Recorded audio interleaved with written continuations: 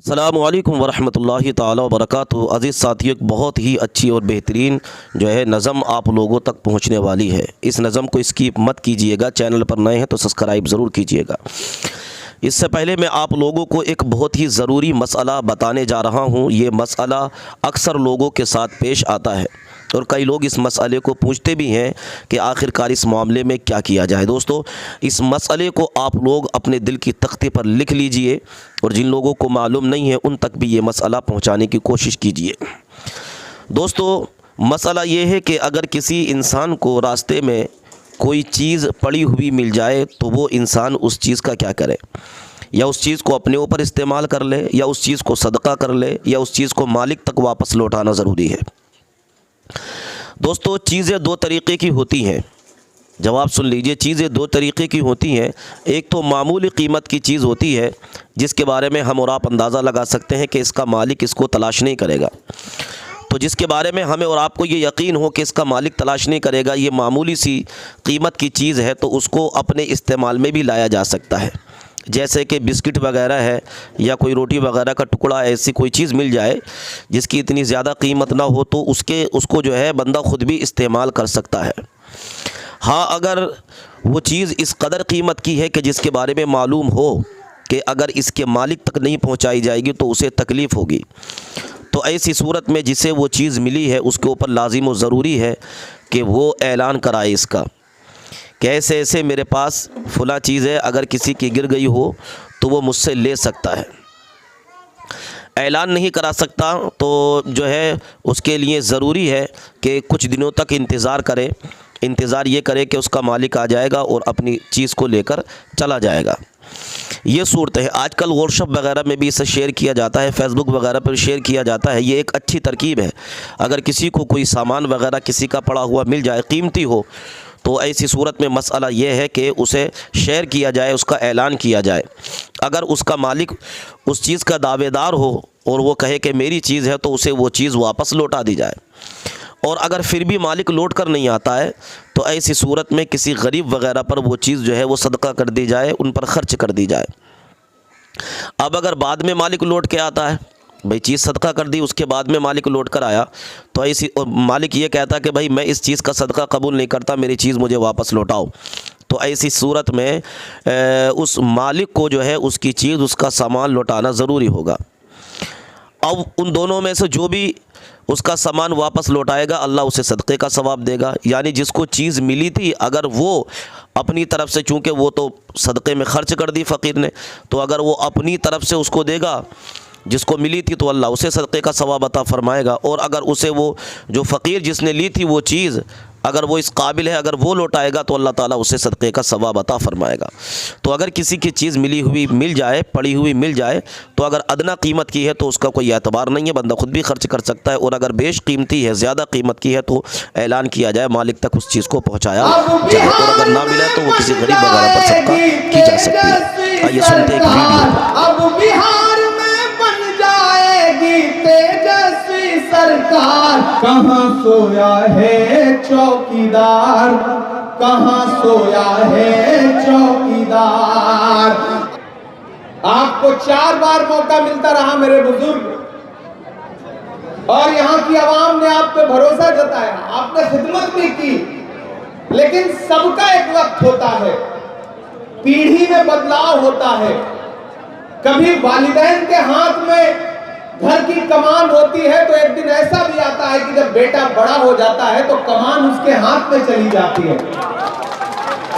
आज अगर इरफान आलम पे कांग्रेस पार्टी ने भरोसा जता करके उसको अपना प्रत्याशी बना दिया है, तो फिर आपको तो दिल बड़ा करना चाहिए था और अपने इस छोटे से भाई के सर पे, बेटे के सर पे बेटा समझ करके शफकत वाला हाथ रखना चाहिए था और कहना चाहिए था कि इरफान, अब मेरे रिटायर होने की उम्र आ गई है, जाओ तुम कस्बा की आवाम की खिदमत करो, मैं तुम्हें ये जिम्मेदारी देता हूं।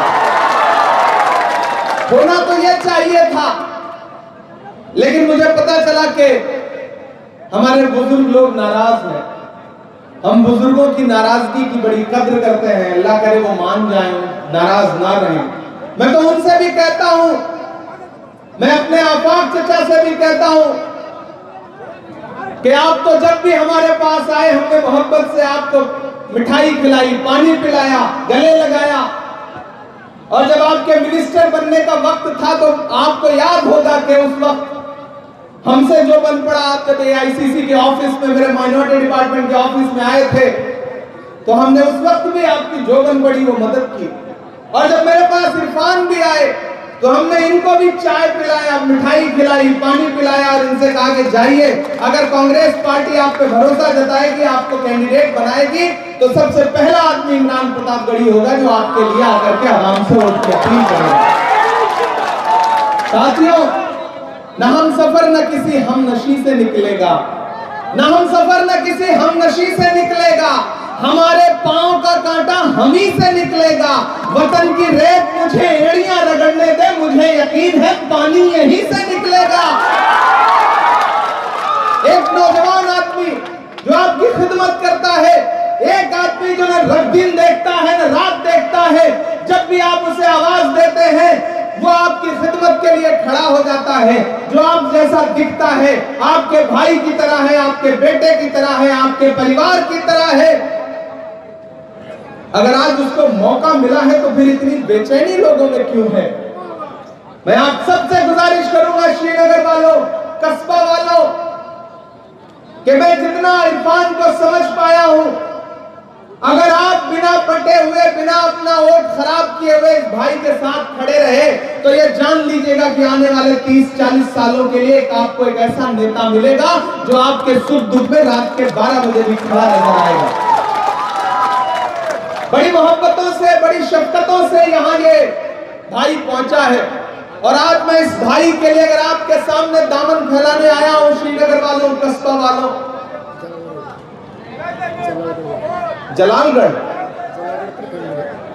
जलालगढ़ वालों, मैं आप सबसे ये अपील करूंगा साथियों कि ये लड़ाई बहुत बड़ी है। बिहार में नफरत वाली ताकतें, शहर शहर, डगर डगर, गली गली के मोड़ पर सियासतों की साजिशें अब आई इस निचोड़ पर। हुकूमतों के पास एक खूंखार भीड़ है, हुकूमतों के पास एक खूंखार भीड़ है, जिधर नजर उठाइएगा बेशुमार भीड़ है। ये भीड़ चाहती है संविधान को नकार दे, ये भीड़ चाहती है संविधान को नकार दे, ये भीड़ बेलगाम है, ये कब किसी को मार दे। गली गली के मोड़ पर सियासतों की साजिशें अब आई इस निचोड़ पर। हुकूमतों के पास एक खूंखार भीड़ है, जिधर नजर उठाइएगा बेशुमार भीड़ है। ये भीड़ चाहती है संविधान को नकार दे, ये भीड़ बेलगाम है, ये कब किसी को मार दे, ये कब किसी को मार दे। ये भीड़ बेलगाम है, लबों पे इसके राम